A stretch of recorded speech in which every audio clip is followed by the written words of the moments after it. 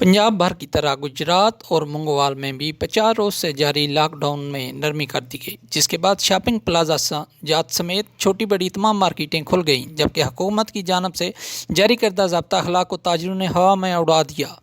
मंगोवाल के बाज़ारों और दुकानों में बेपनाह रश की वजह से पैदल चलना भी दुश्वार है। मज़ीद तफसीलात नुमाइंदा BM न्यूज़ शाहजेब बाजवा की इस रिपोर्ट में। मुल्क में जारी कोरोना वायरस की रोकथाम। हुकूमत ने 21 अप्रैल को मुल्क भर में लॉकडाउन का ऐलान किया, जिसके तहत हर किस्म के कारोबार पर पाबंदी लगा दी गई।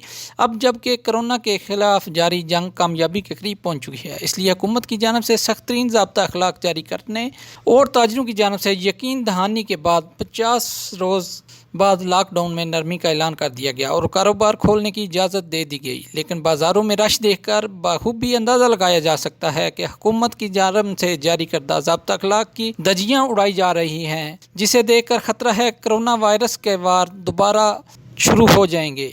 इंतज़ामिया से अवामी और समाजी हलकों ने सख्त नोटिस लेकर ज़ाब्ता अखलाक मुकम्मल अमल दरामद करवाने की अपील की है।